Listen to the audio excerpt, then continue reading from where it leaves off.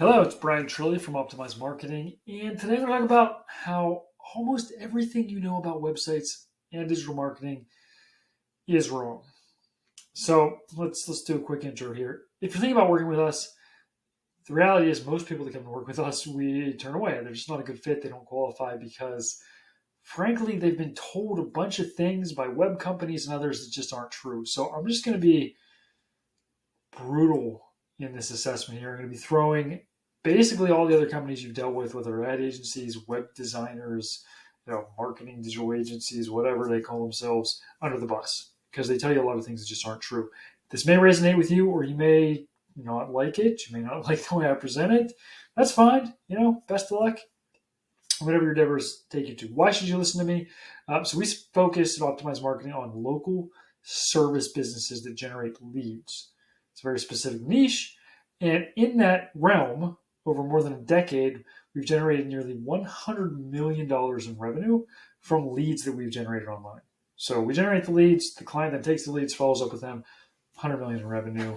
In that ballpark is what we've been able to deliver. So we've done this for a while. We know how to make it work. We've also run over 2,000 website experiments. These are A/B split tests where half the visitors see version A, half the visitors see version B. It might be a different call to action. It might be a different image. It might be a different value proposition. And we figure out over time what works and what resonates to generate leads. 2,000 of those. To my knowledge, no one else has that for local service leads gen businesses. So keep that in mind. There's a reason we say these things. It is very data and science backed. So let's get right to it. What are the 14 myths, 14 things that you probably believe that are just completely not true? One, that it's all about you. Oh, it's not all about you. Joe Dirt was right. It's about the consumer. A business, the best definition I've heard, is a commercial, profitable enterprise that runs without you. So if you're watching this, I'm assuming you're the owner of the business. And so that's something you have to keep in mind. Now, there is a time in which bringing up your story, particularly if it's a nice hero's journey, makes sense. And that's when the story is something that the customer can identify with. For instance, I'll talk a lot about how I used to own a local service business, and I met with ad agencies and marketing companies and realized that they knew very little about digital marketing. And so I started doing my own marketing for myself. I just sold that business and then started doing digital marketing for others. Okay, so that's relevant not because it's about me, but because our target customer often can hear themselves or see their own struggles and frustrations in dealing with agencies and those types of things that I also dealt with and then came up with a solution. So if you have that story, great. But outside of that, it's not all about you. It's about what the customer wants. Two, that your website is done. Man, that's so annoying, right? So the web designer creates a site, they got all the information, you review it, you spell check it, all these things, and here you go, it's done. And then what do they say next? If you need any changes, let me know. Oh, what? No, that's the beginning, right? The website's done like your marriage is done once the wedding's over. Like that's just the beginning.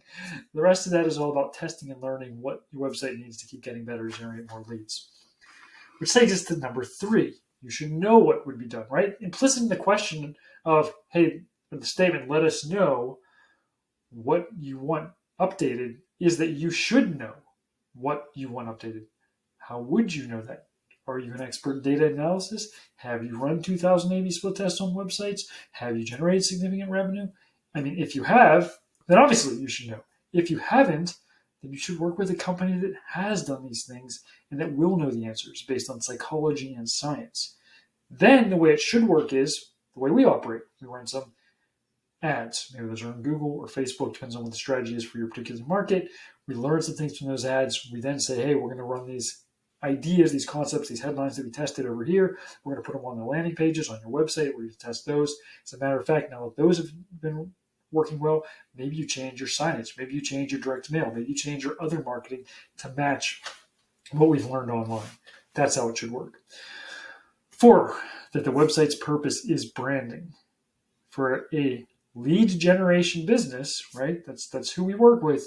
The goal of the website is to generate leads. Pretty much that's it. Can branding be built in? Sure, sort of as a secondary or tertiary goal. But the number one thing is it generating leads? And we'll talk a little bit about this with regards to design and some other things as well. But it's not about branding. It's not about having a presence online or any of that. Like, if you can do all that, actually, I know a very successful business, multi-million-dollar business that sells 100% online with not a website, right? And it's not through Amazon. They just have direct pages where you check out and buy. And it's not even pages. It's basically just the online checkout system. It's really so. The point here is you probably need a website, but the website's goal is winning a lead gen, not just to have this sort of online presence. 5. Okay, so the site's goal is to generate leads. You're not going to get leads for $50, right? That's a huge myth. In any lead service business, cost per click is somewhere between $5 on the very low end to $100 or more for particular like legal areas for asbestosis and things like that. Most fall in between. Roofers 20 to 30, 30 to 50 for managed service providers and IT. Like, you're just not going to get leads for $50. Even if you manage to be in one of these markets where clicks are only $5, 1 out of 10 of those converts to an inquiry, so that's $50. 1 out of 3 of those becomes a customer, that's $150. Like, that's like best case scenario. So if you're going into this with different expectations, that's a problem. That's just not realistic. So keep that in mind. You're not going to get leads for $50. So hopefully that's not a myth you believe. Website is the most important thing. Now, this is going to sound kind of weird because I just told you about the website and how useful it is to generate leads. Well, if that's not the most important thing, what's the most important thing? Well, if you had no budget or basically no budget and you were just looking for like the simplest, easiest thing to do, which is going to be Google Local, formerly Google My Business, and getting good reviews for that. It's one of the highest and most important ranking signals for Google Local is getting reviews. And so if all you did was that, that's probably worth more than building out a full website and so on. Now, that's the 80-20. So that's going to get you sort of the cream of the crop, the top, the easiest things. If you wanted to actually scale your business and grow faster, the website helps. Specifically, it even helps with Google Local because Google Local will search the website itself, show your result in the Google Local listing while referencing material from your website. Quick example of this is a lot of times you search for products, you'll see Walmart, the local Google Local listing shows up, and it'll say website mentions whatever products you typed in. So obviously they can't put all that into Google Local listings, but Google itself knows that the website references it. So if there was one thing you had to do, and only one thing, that would be it. Optimize Google Local and get good reviews for it. 7, that catchy, persuasive copy works. That's another myth. It's not about being catchy, even persuasive. What's it about? Clarity. Clarity beats persuasion. If I land on your website, I need to quickly know 3 things. Can you solve my problem? Are you in my area? Again, local business, so I don't care if you're located somewhere else. And what do I do next?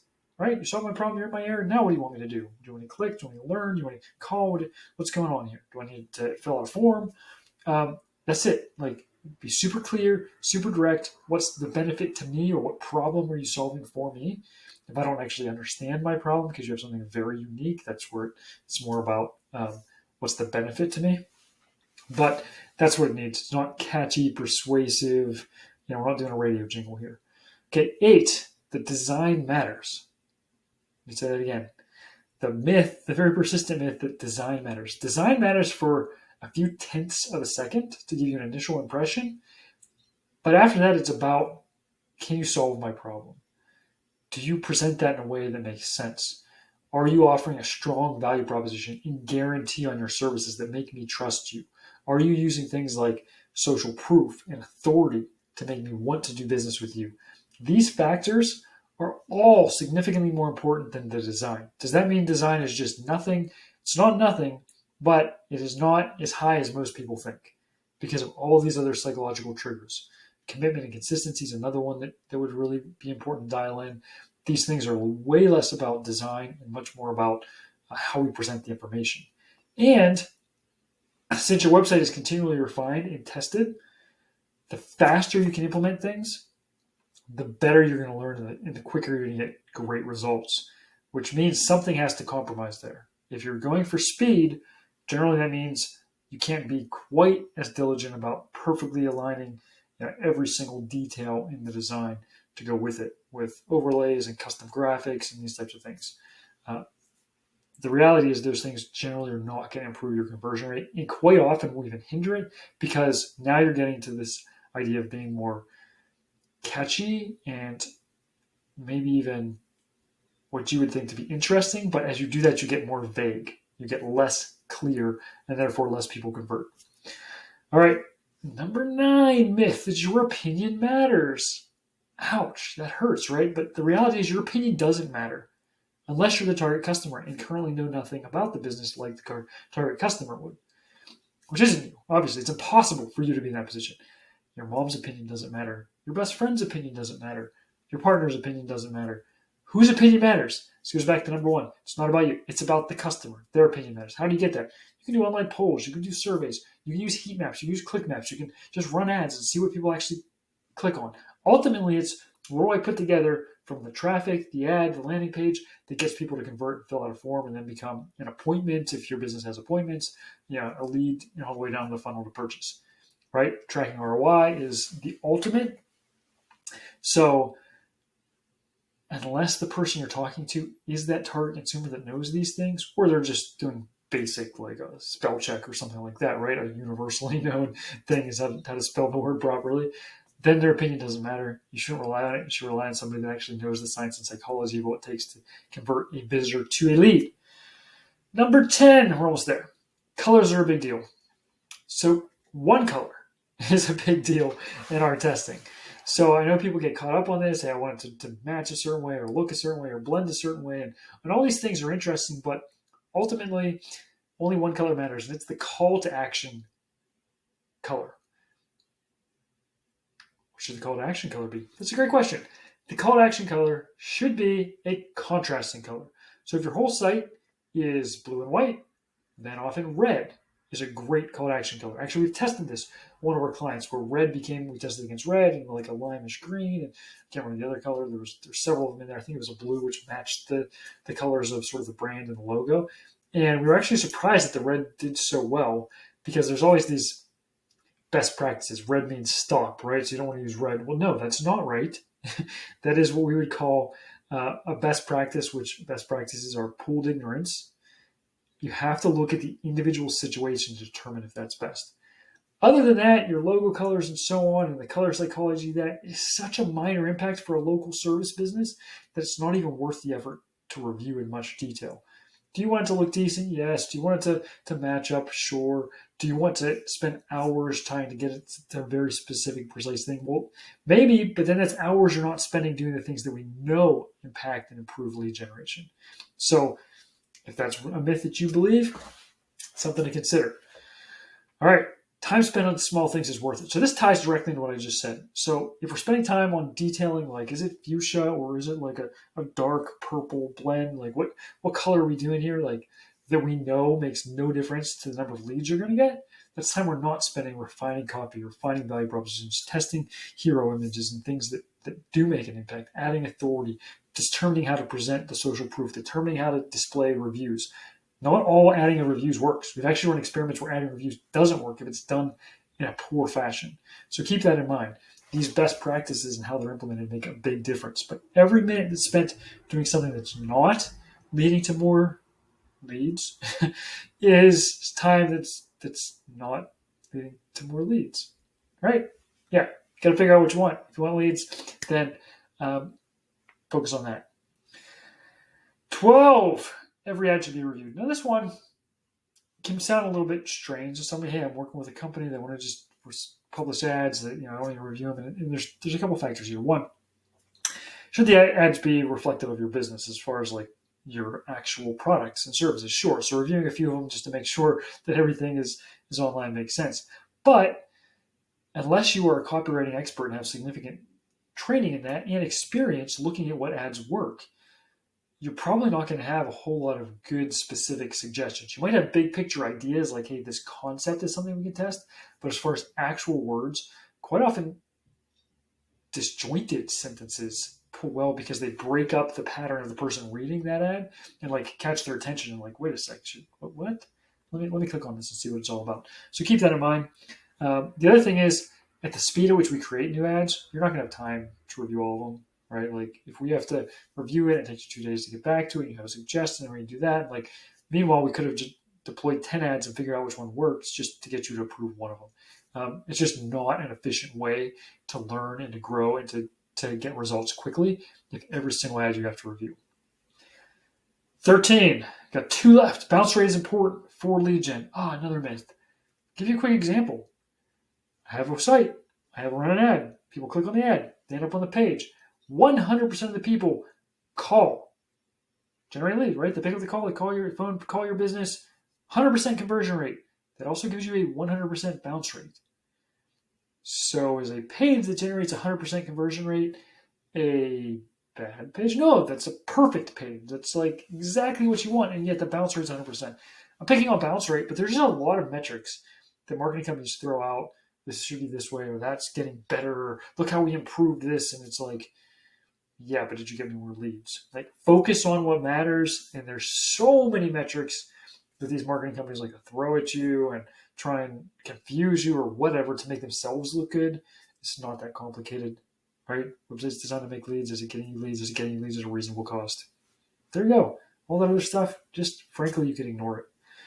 And then 14, the last one, the posting on social media is crucial for a local service business. Posting on social media usually is not that useful, with the exception of if you have good, happy customers, smiling customers, giving you a review, getting those up in addition to a ad strategy on social media. By itself, that's not going to get you much. Why?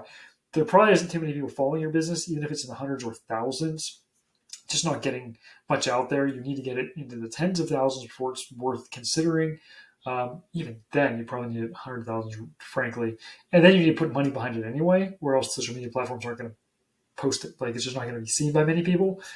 But in conjunction with, the social media, happy customers with a good ad strategy. But you just posting about your employee of the month and stuff like that, it's a big waste of time. We've tested it for years. There's just so many other ways you can invest your time that are going to give you a better ROI than that. So keep that in mind. That's the summary. I mean, I hope that made sense to you. At Optimized Marketing, we believe that the right data tells a story about what marketing works and why. We use our space program, science, psychology, automation, and certified experts to achieve results that no one else can. And so if that resonated with you, or if you heard the list and you're like, you know what, I like those myths. Like, I don't believe you, Brian. I don't think. Okay, fine. That's glad we got that out of the way. We're not for everyone. We're focused on data. We're focused on science. We're focused on psychology. We get results. If that resonates with you and you're willing to put the other myths to the side, or you just don't believe them at all, awesome. We would love to work with you and look forward to doing so. One last caveat, let's say, some people are in businesses that are more passion projects, right? They're not looking for profit today. They're willing to defer the profit for years because they're trying to change the world. Most businesses don't follow this. This is actually very seldom this is the case, but they're coming to market with something that's so unique that it takes a long time to educate people to it. It's not just hey, is it a roofer, hey, is it a plumber, hey, is it a hair salon? Like, we know what those are. Those are known quantities. It's something completely innovative. And they approach it from that perspective. And again, they're happy to defer the profits for a long time. Instead of doing what the consumer wants, they're just trying to change the world in the fashion that they want. If that's your business, probably not going to work out, because all of our stuff is about results as quickly as possible. But I wanted to throw that out there. If that is how you see yourself, that's going to be probably a different company that's best for you. So hopefully this is helpful. It's Brian from Optimized Marketing. If this resonates with you, follow me on LinkedIn, Brian Trilly, and hope to see you soon. Thanks and take care.